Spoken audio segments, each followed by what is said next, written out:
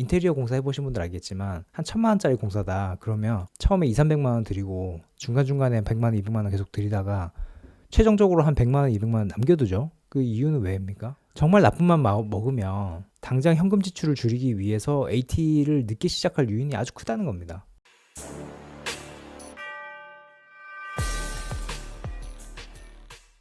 안녕하세요. 키포스트의 안석현입니다. 오늘은 배터리 장비업계 겨울은 왜 더 혹독한가에 대해서 얘기를 좀 나눠보겠습니다. 어렵지 않은 데가 없고 다들 어렵다고 그러시고요. 특히 배터리 쪽은 뭐 캐즘이다 뭐다 해서 어렵다는 얘기 나온 지 꽤 됐죠. 근데 여기는 뭐 업황을 불문하고 AT 잔금이라고 하는 어떤 좀 제가 볼 때는 다소 좀 불합리해 보이는 관례가 좀 있어서 좀 더 회사들을 어렵게 하는 것 같아요. 그러니까 AT 잔금이 뭐고 이게 왜 생겨났는지에 대해서 한번 좀 알아보시겠습니다. 작년에 배터리 장비 업체들이 얼마나 많은 납기 연장 공시를 냈는지를 저희가 좀 통계를 낸 건데요. 2024년만 뽑아서 이렇습니다. 훨씬 더 많은데 제가 다 추리지는 못했고 좀 주요 장비 업체들이라고 할 만한 데만 저희가 이렇게 정리를 해놓은 거거든요. 이런 거 보시면 납기가 한 1년 반 정도 연장이 됐고 이런 것도 1년, 이런 거는 한 3개월, 이런 거는 한 반년, 이렇게 프로젝트가 점점 연장이 되고 있죠. 발주를 내기는 했는데 지금 당장 우리가 라인을 돌릴 일은 없어서 좀 천천히 반입해달라 뭐 이렇게 고객사에서 요청을 한 거거든요. 물론 납기 연장의 원인은 캐즘입니다. 이제 배터리를 탑재한 전기차를 살 만한 사람이 이제 거의 다 샀기 때문에 수요가 굉장히 슬로우해지고 있고 그만큼 투자를 해야 될 유닛이 떨어지는 거죠. 이건 리스타드 에너지에서 통계를 낸 건데 2020년부터 2023년까지 4년 동안 단 한 번도 줄지 않고 배터리 업체들의 투자가 이렇게 늘어왔습니다. 재작년에 굉장히 많이 늘었죠. 근데 작년에 크게 꺾였는데 이게 원인이 뭐 여러 가지가 있겠지만 특히 유럽에서 EV 마켓 디맨드가 굉장히 줄고 있고 그래서 프로젝트가 딜레이 되거나 아니면 캔슬레이션 완전히 취소되는 경우가 많아졌다. 이렇게 설명을 하고 있거든요. 국내에서도 작년 3분기에 LG 엔솔이 앞으로 투자 줄이고 제품 다변화하겠다. 지금 많이 어렵다. 뭐 이렇게 컨코올에서 밝힌 바도 있죠. 근데 국내에서는 LG 엔솔이 투자 줄이겠다 뭐 이렇게 얘기했지만 유럽에서는 뭐 투자를 줄이는 정도가 아니고 그냥 파산하고 있어요. 노스볼트 파산한 거는 뉴스로 보셔서 다 아실 거고 브리티시 볼트 이런 데 파산한 거는 뭐 아예 관심도 없으신 분들이 많으시죠. 뭐 워낙 많이 파산하고 있으니까. 2020년 이후에 유럽에서 생겨난 배터리 스타트업만 한 20개 뭐 이상 될 거예요. 우리가 배터리 자립을 해보겠다. 더 이상 중국하고 한국산 배터리로 우리 자동차 산업이 생존할 수 없다 이래가지고 많이 생겼는데 그것들 거의 대부분이 망했습니다. 남아있는 것들은 폴크스바겐처럼 이렇게 큰 회사에서 진행하던 내재화 프로젝트들이 있죠. 이런 것들이 비록 적자는 날지언정 그래도 맷집은 있으니까 유지를 하고 있고 그 외에 스타트업으로 나온 회사들은 거의 다 망했습니다. 대표적인 게 여기 제가 말씀드린 노스볼트나 브리티시볼트 뭐 이런 데들이고요.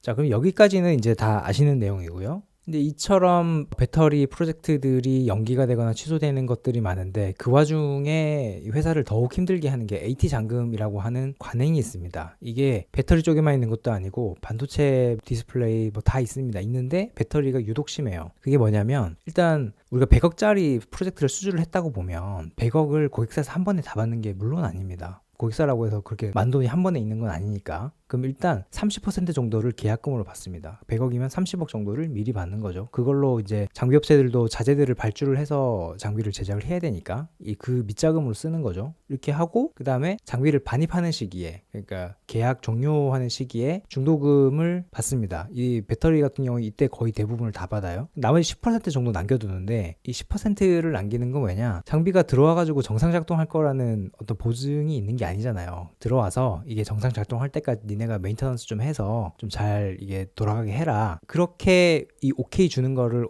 어셉턴스 테스트 AT라고 하는 거거든요. 그때 그거를 통과하면 10%를 마저 받습니다. 반도체가 보통 이런 플로우로 가는 거고 배터리는 계약금 30%는 비슷해요. 근데 중도금은 40%, 그러니까 장비가 반입이 돼도 40%에서 50%밖에 못 받습니다. 나머지 20~30%는 AT 잔금으로 남겨두는 거예요. 이게 어떻게 보면 저거랑 비슷합니다. 인테리어 공사 해보신 분들 알겠지만 한 1,000만 원짜리 공사다 그러면 처음에 200~300만 원 들이고 중간중간에 100만 원, 200만 원 계속 들이다가 최종적으로 한 100만 원, 200만 원 남겨두죠. 그 이유는 왜입니까? 100만 원, 200만 원 다 줘버리면 그다음부터 인테리어 업자가 전화를 안 받죠. 그래서 이 배터리 장비 업체 같은 경우에도 워낙 전문적인 장비들이다 보니 어떤 성능을 개런티할 만한 어떤 요인이 필요한데 그게 이제 AT 잔금이 되는 건데 이 배터리 반도체는 10%인데 비해서 배터리는 30%나 되니까 그게 어렵다는 거죠. 생각을 해보시면 배터리 장비 업체들의 영업이익이라는 게 그래봐야 한 15%에서 한 20% 사이입니다. 20%까지 가는 데들 잘 없어요. 한 10몇 프로 이 정도가 되고 10% 이하인 데는 물론 되게 많고요. 그럼 이 정도의 영업이익을 가지는 회사라고 보면 어떤 장비를 납입을 했을 때 이 30%의 잔금을 묶여 있다는 말은 적자 상태라는 거죠. 이거 받기 전까지는 적자라는 겁니다. 이게 물론 완전히 고객사에서 뛰어먹진 않겠지만 그 자금이 돌아야 이 회사도 그 융통을 하게 되는데 자금을. 근데 이게 들어오지 않으면 회사가 자금적으로 좀 경색이 일어나게 되죠. 참 이게 딜레마인 게 뭐냐면 이게 수조가 쌓일수록 묶이는 돈이 늘어난다는 겁니다. 그러니까 수주 잔고가 늘어날수록 AT 잔금이라는 건 쌓이게 돼 있어요. A라는 회사가 삼성 SDI, SK온, LG 엔솔 세 군데랑 다 거래를 하는 훌륭한 회사라고 생각해 봅시다. 그러면 한 번에 100억씩 이렇게 프로젝트를 수주를 했어요. 그러면 한 1년 반에서 한 2년 뒤에 300억의 매출이 꽂히겠죠. 근데 장비를 납품을 하더라도 당장 들어온 돈은 여기에서 한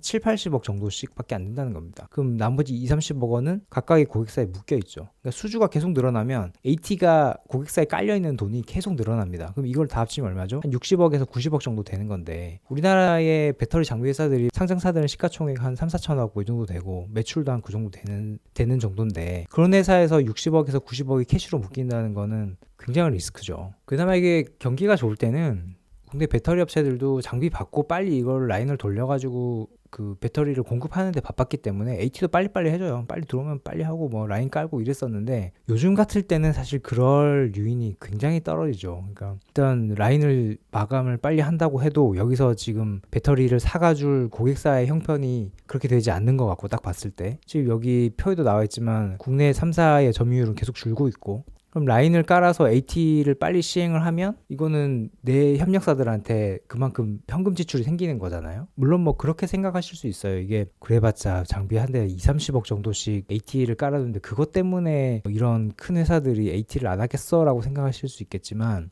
이게 라인 전체로 보면 2, 30억이 아니죠.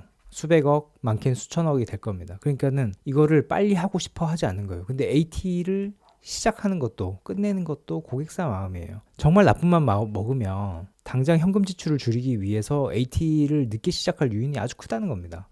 그래서 지금 배터리 장비 회사들이 아주 힘들다고 토로를 하는 거죠.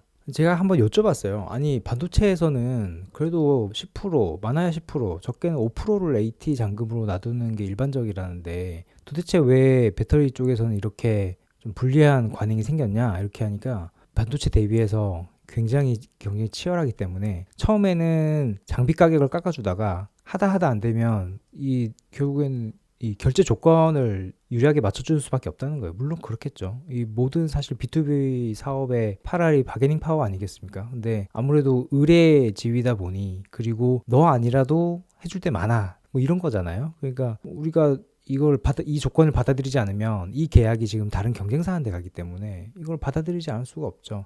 뭐 LG 엔솔의 라미 장비 공급사만 한 대여섯 개 된다고 하는데 물론 어느 한 회사가 실력이 월등하게 좋으면 이런 조건 우리는 받지 못하겠어 뻗댈 수도 있고 가격도 올릴 수 있겠죠. 근데 지금 그런 게 되지 않는다는 거죠. 이 배터리 장비 시장이라는 게. 반도체만 해도 사실 모든 분야에 아주 독보적인 1위와 그거의 한 절반 정도 되는 2위와 사실 경쟁이 잘 안 되는 3, 4위들 뭐 이렇게 있잖아요. 그럼 일단 1, 2위는 굉장히 좋은 조건으로 계약도 하고 하죠. 근데 배터리는 아직 그렇게 독보적인 1, 2위가 나온 시장이 아니라서 이런 조건들이 횡행하는 것 같습니다. 이런 말씀도 하시던데 배터리 시장이 지금이야 조단위 투자하고 매출도 수십조씩 일으키긴 하지만 사실 2020년 이전까지만 해도 그렇게까지 큰 장치 산업은 국내에서 아니었잖아요. 그래서 배터리 장비 회사들도 그렇지만 고객사들도 당시에는 그렇게 막 돈이 많지 않아서 짐짓 불합리해 보이는 조건들도 받아들일 수밖에 없었다 당시에는 이렇게 설명하시는 분들 있더라고요. 근데 LG 엔솔이나 SDI나 아니면 SK온에서 했던 얘기가 그런 거라고 해요. 우리가 좀 더 사회성이 나아지면 또 우리 회사 상장을 하면 당시에 SK온이나 엔솔은 상장사 아니었으니까 상장을 하면 좀 이런 거 바꿔줄게 좀 유리하게 좀 해줄게 라고 했는데 하세월이죠. 원래 이런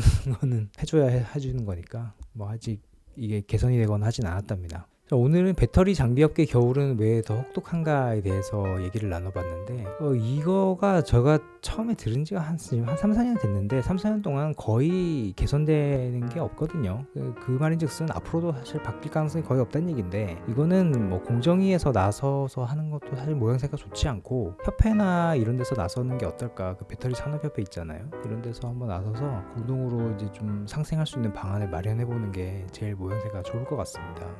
지난주까지 SCM 시리즈로 몇 번 제가 올려드렸는데 오늘은 전혀 다른 앵글로 접근하는 컨텐츠를 한번 준비를 해봤어요. 저희 아직 유튜브 처음이라 어떤 내용들을 좋아하실지 모르기 때문에 이리저리 많은 시도들을 좀 해보려고 해요. 그래서 피드백 댓글로 주시면 감사하겠고요. 일단 오늘 준비한 내용은 여기까지고 다음에 좀 더 유익한 내용으로 찾아뵙겠습니다.